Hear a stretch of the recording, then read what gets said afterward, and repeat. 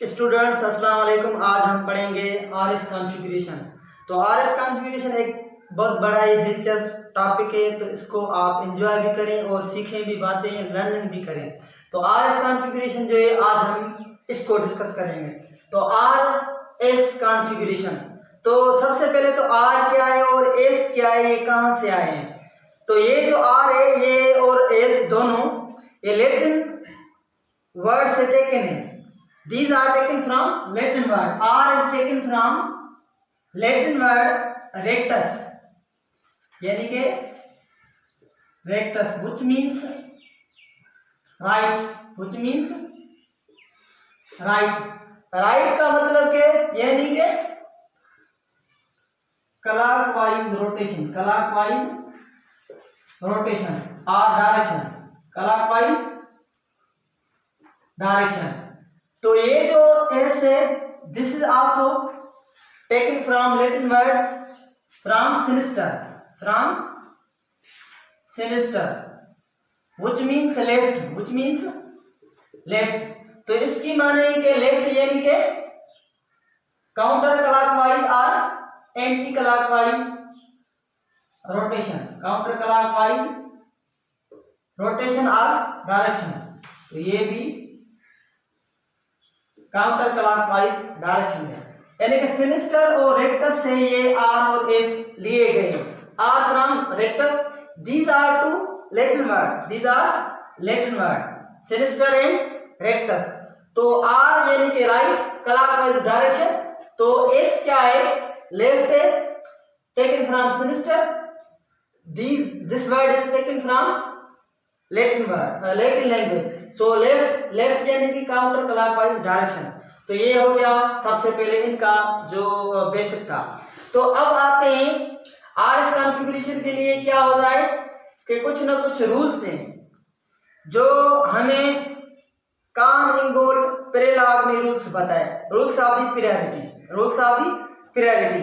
तो ये है Cahn Ingold Prelog, rules of priority.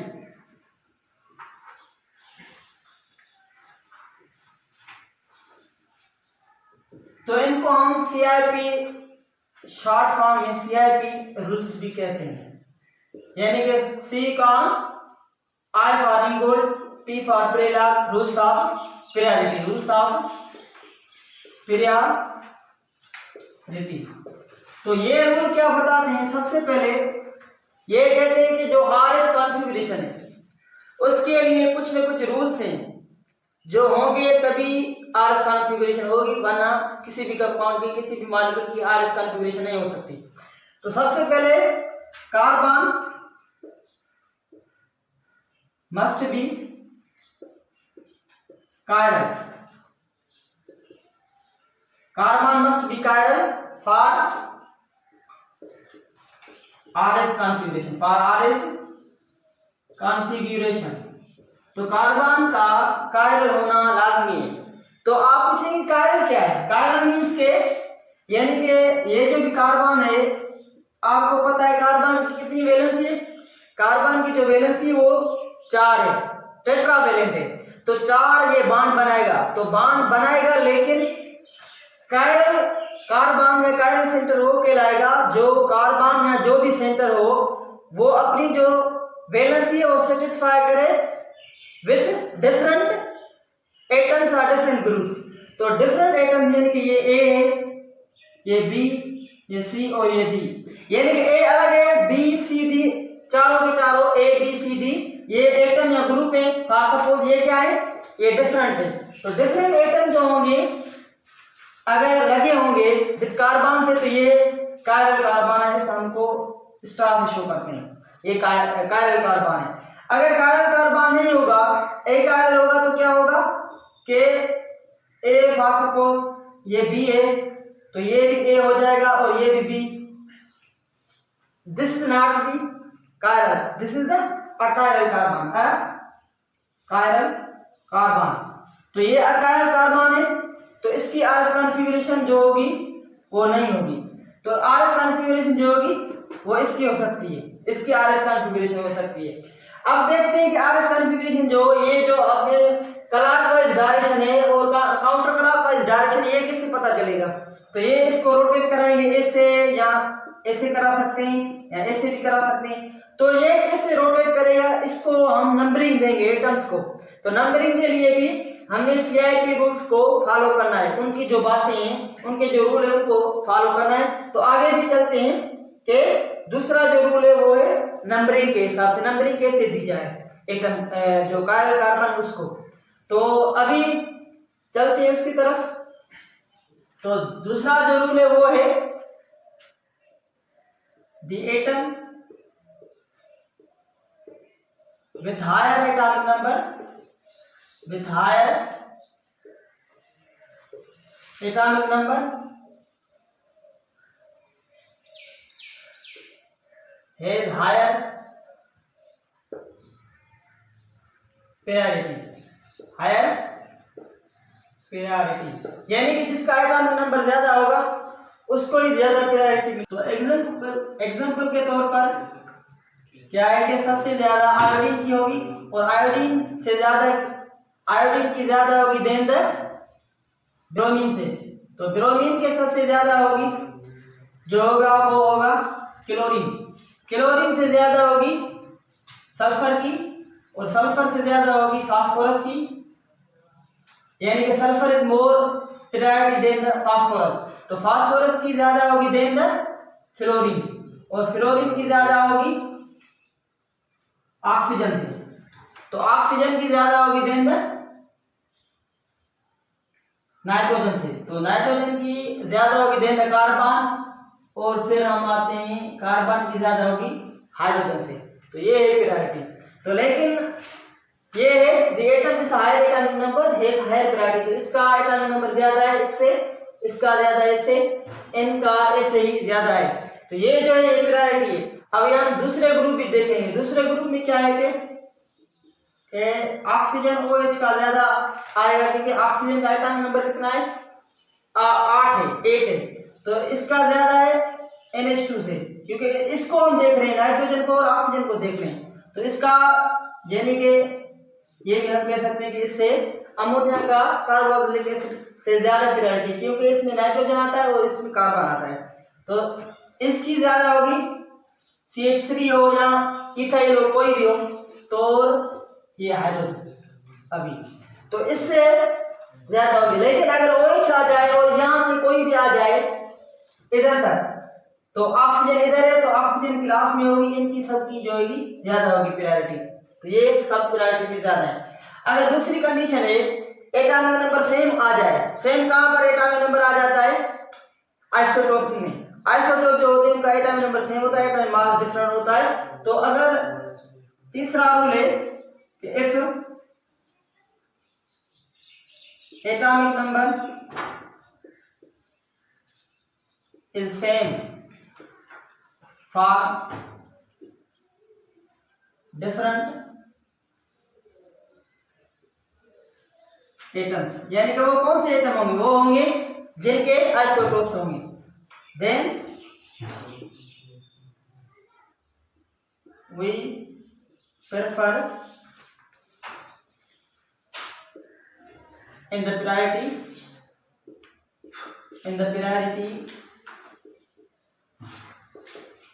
which is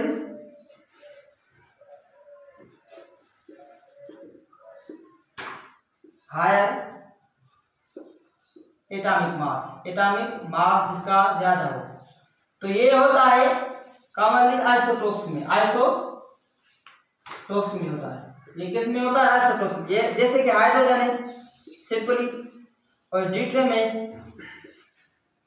और ट्राइटियम है, यानी कि इसका भी जो हम इसे लिख सकते हैं, ये जो ट्राइटियम है इसका एटॉमिक नंबर देखेंगे तो इसकी ज्यादा होगी। तो ये होगा less, it is less than the इसके ड्यूटेरियम के, और ये भी लेस होगा इसके। तो यानी कि ये लेस होंगे, सबसे ज्यादा इसका होगा ट्राइटियम का, क्योंकि इसका एटॉमिक नंबर 3 है। एटॉमिक मास कितना है? 3। तो इसकी ज्यादा प्रायोरिटी होगी इसके हिसाब से। तो अभी चलते हैं एग्जांपल के तौर पर तो एग्जांपल करके देखते हैं कि कौन सी कॉन्फ़िगरेशन आती है, आर आती है या एस आती है, तो उसके हिसाब से देखते हैं। तो ये कार्बन है, ये कार्बन है, तो इसकी जो है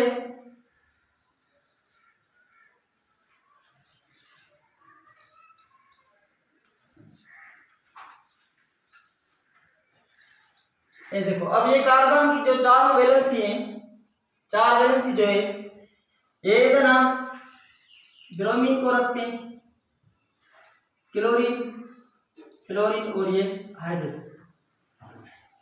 ये सबसे पहले देखना है कि कायरल कार्बन है कि नहीं है, जो पहला रूल था।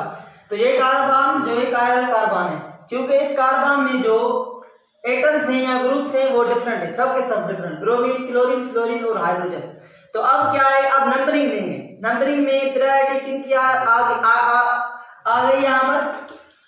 वो रूल हमने पढ़ा है अभी कि जिसका एटॉमिक नंबर ज्यादा होगा उसकी प्रायोरिटी ज्यादा होगी। तो सबसे पहले तो bromine is more atomic number, bromine का मोर है तो 1, ये 2 क्लोरीन का, और ये 3 इसका आ जाएगा, ये 4 आ जाएगा। अब जो है 1 to 2, 2 to 3 और 3 to 4 जाएंगे हम।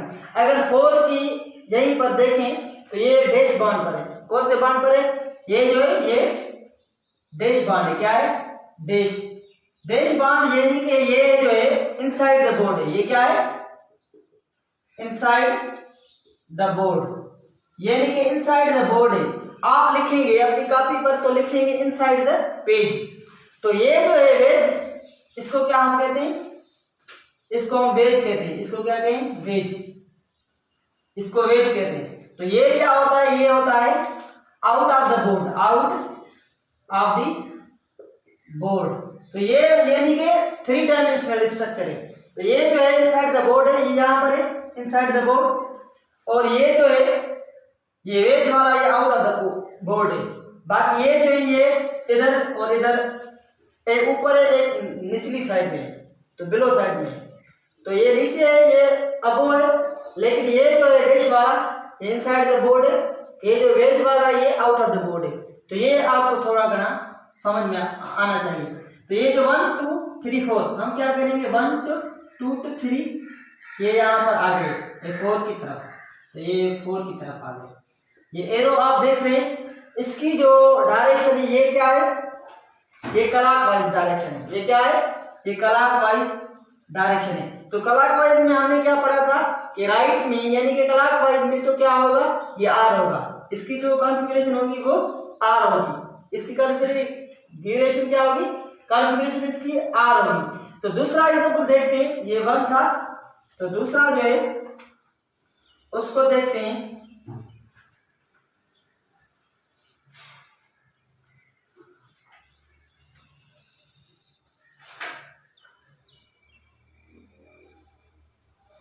ये हाइड्रोजन। तो सबसे पहले जो नंबरिंग देंगे हम, फर्स्ट नंबर किसको देंगे, ब्रोमीन को देंगे, दूसरा क्लोरीन को, और तीसरा इसको, ये चौथा इसको। तो अब देखिए कि ये एरो यहाँ से मूव करके और यहाँ पर आ जाएगा। ये जो एरो आ रहा है वो हमें बता रहा है कि ये काउंटर क्लॉकवाइज है, क्या है, यानी कि ये ऐसे आ रहा है, तो काउंटर क्लॉकवाइज है। तो काउंटर क्लॉकवाइज में क्या होता है, ये जो कंपाउंड होगा वो क्या बनेगा, ये एस हो जाएगा, ये क्या हो जाएगा, ये एस हो जाएगा। तो काउंटर क्लॉकवाइज में ये एस है।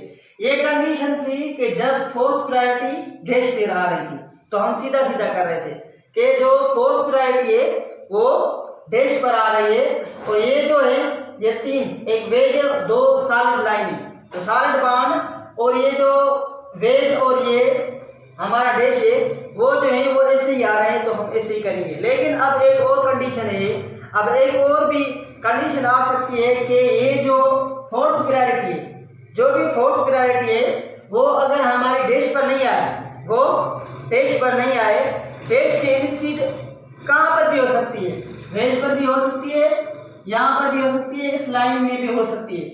तो अगर fourth priority occurs instead of the dash position, तो डैश पर ना आए, किसी और जगह पे आए, तो वो फिर क्या करेंगे, हमको क्या करना चाहिए, सीधी की सीधी जैसे अभी करके आए हैं आज कॉन्फ़िगरेशन वैसे ही करेंगे या कुछ और रूल है। तो जब ये बात आएगी तो तब ये जो सीधी और सीधी हम डायरेक्ट कर रहे हैं तो ऐसे नहीं करेंगे, तो उसके लिए कुछ रूल्स हैं, तो वो मैं अभी आपको लेके चलता हूँ वहां पर।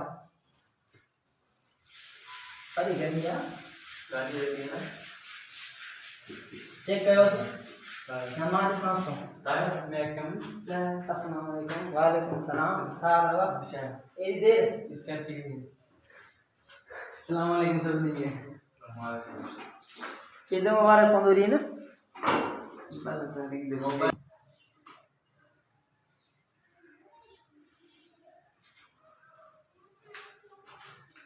तो स्टूडेंट्स अभी मैं एग्जाम्पल लिख रहा हूँ तीसरा, उसमें जो है ये अभी क्या है कि पिरोमीन, क्लोरीन,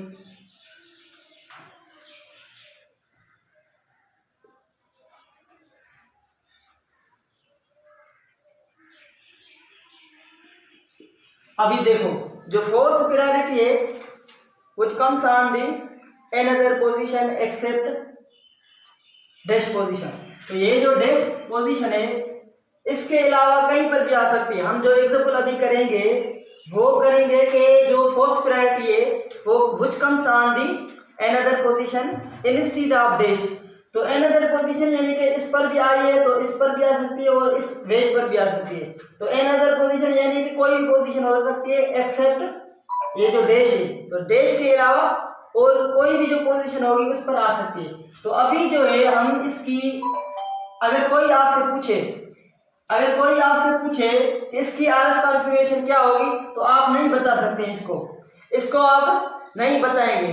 तो इसको क्यों नहीं बताएंगे, तो इसकी आरएस कॉन्फ़िगरेशन क्या होगी, तो अब इसकी हम डायरेक्ट नहीं बता सकते, तो इसका और रूल है हम स्वैप कराएंगे between the fourth priority and the group which occurs on the और comes on the dash position, तो हम स्वैप कराएंगे between the fourth priority and जो भी और जो ग्रुप होगा वो कौन सा जो भी हो जो हमारा इस डैश पर आ रहा, तो उसके बीच में हम क्या करेंगे स्वैप कराएंगे। तो ये हम स्वैप ट्रेजेडी में जा रहे हैं, तो स्वैप कराएंगे बिटवीन द फोर्थ प्रायोरिटी, तो यहाँ पर ये 1 है, ये 2 है और ये 3 है और ये 4 है, तो हम जो है स्वैप करेंगे between the fourth priority and the group और item which occurs on the dash position, तो ये इनके बीच में हम अभी डैश पर कौन सा है ब्रोमीन है, तो ब्रोमीन जो है उसको और हाइड्रोजन जो फोर्थ प्रायोरिटी है उनको हम स्वैप करवाएंगे, यानी कि हम उनमें चेंजेस लाएंगे, स्वैप यानी कि चेंज अल्टरनेट करेंगे, तो ये बिटवीन ब्रोमीन और हाइड्रोजन के बीच में हम स्वैप करवा रहे हैं। तो अब क्या होगा, स्वैप के थ्रू जो हमारा ये जो कंपाउंड है अभी हम इसको इसे लिख रहे हैं, तो ये जो है ये अब जो है स्वैप बिटवीन द ब्रोमीन और हाइड्रोजन, तो जो ब्रोमीन है ये यहाँ पर चला जाएगा और हाइड्रोजन ये यहाँ पर आ जाएगा, तो ब्रोमीन इधर और हाइड्रोजन इधर, ये फ्लोरीन है हमारी सेम, तो सेम है क्लोरीन है। अब नंबरिंग दोबारा दें 1 2 3 4, तो ये क्या होगा 1 2 2 3, तो ये हमारी क्या है कौन सी डायरेक्शन है, ये हमारी डायरेक्शन है क्लॉकवाइज, तो ये यानी कि ये आर है, ये आर है, लेकिन हम इसका नहीं पूछ रहे थे आपसे, कोई भी एग्जामिनर ये आपका इसका नहीं पूछेगा, पूछ रहा है इसका, तो इसका जो पूछ रहा है तो इसकी तो हम डायरेक्ट नहीं बता सकते, ये रूल ही नहीं है कि जो फोर्थ प्रायोरिटी हो वो अनदर पोजीशन पे हो एक्सेप्ट दी डैश पोजीशन, तो हम क्या करेंगे अभी इनको स्वैप करवा के फिर जो जवाब आएगा, ये जो जवाब आया है ये आर आया है, कोई भी आ सकता है, आर आ सकता है, एस भी आ सकता है, तो हम क्या करेंगे ये जो आर हमें आंसर मिला है इसको रिवर्स करेंगे, तो ये इसका आंसर आ जाएगा, इसका रिवर्स होगा, यानी कि ये जो आर है यानी कि हम इसका कह सकते हैं reverse, this is the reverse of this one, तो ये होगा एस, तो ये एस हो जाएगा, यानी कि हमारे पास जो भी आंसर आएगा उसको हम रिवर्स करेंगे तो ये इसका आंसर होगा। आपसे कोई भी पूछेगा आप अपनी कॉपी पर रफ पर करके ये निकाल सकते हैं, फिर आप जवाब इसका जो तीसरा जो क्वेश्चन है मेरा ये, इसका जवाब आप एस देंगे, ये नहीं बताएंगे ये सारा। अगर एमसीक्यू आ जाए तो उसमें आप ये रफ वर्क करके फिर आप जो भी निकाले उसका रिवर्स करके आप बता सकते हैं कि इसका ये है। सही है, तो ये हो गया। अब चौथा एग्जांपल, अगर ये मैं ऐसे कहूं, अगर ये ऐसे आ जाए कि ये हाइड्रोजन यहाँ पर आ जाए और फ्लोरीन, ये क्लोरीन, और ये जो है ये हमारा ब्रोमीन, तो ये ब्रोमीन इधर आ गया। तो अब भी क्या है कि जो हाइड्रोजन है यानी कि फोर्थ प्रायोरिटी कम सा आने पोजीशन एक्सेप्ट दी डैश, तो हम स्वेप करवाएंगे, सेम तरह से स्वेप करवाएंगे between the fourth priority and the group item which occurs on the dash position. तो ये है हमारे हाइड्रोजन और ये क्लोरीन, तो हम इनमें क्या करवा रहे हैं, स्वेप करवा रहे हैं। तो ये अब क्या हो जाएगा, तो ये जो है हमारा सॉरी, तो ये जो है ये हाइड्रोजन जो है इधर आ जाएगा और ये क्लोरीन इधर आ जाएगा और ये ब्रोमीन है और ये हमारा फ्लोरीन, ये फ्लोरीन हो गया। तो 1 2 3 ये 4, ये भी क्या है, ये हमारी क्लॉकवाइज डायरेक्शन है। तो ये जो क्लॉकवाइज डायरेक्शन यानी कि यहाँ पर देखें ये क्लॉकवाइज डायरेक्शन इधर आ रही, तो ये आ रहे, तो इसके रिवर्स ये होगा, ये भी एस हो जाएगा। तो अभी हम एक ऐसा एग्जांपल करते हैं जिसमें ये जो पूछा जाए उसकी आर आए। तो ये जैसे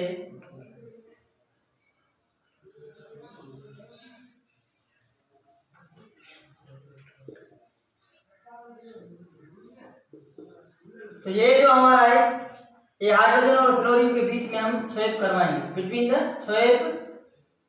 बिटवीन फ्लोरीन और हाइड्रोजन के बीच में।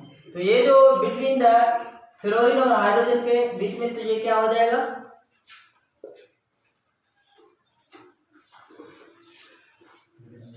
ये हमारी डैश पोजीशन है, डैश और ये वेज।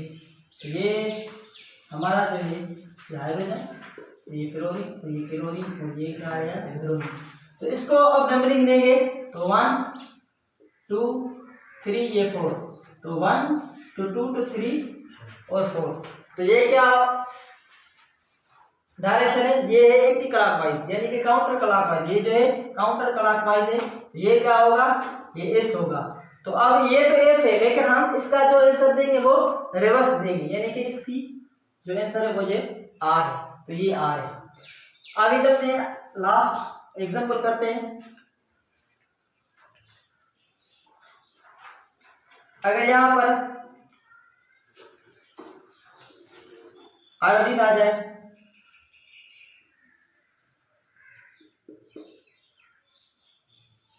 यहाँ पर क्लोरीन है, तो हम बिटवीन द आयोडीन की प्रायोरिटी 1 है, तो 1 जो है वो डैश पर आ रहा है और जो 4th है वो यहाँ पर आ रहा है। तो इनके बीच में हम क्या करेंगे, हम इनके बीच में स्वेप करवाएंगे, स्वेप बिटवीन द आयोडीन और हाइड्रोजन के बीच में। तो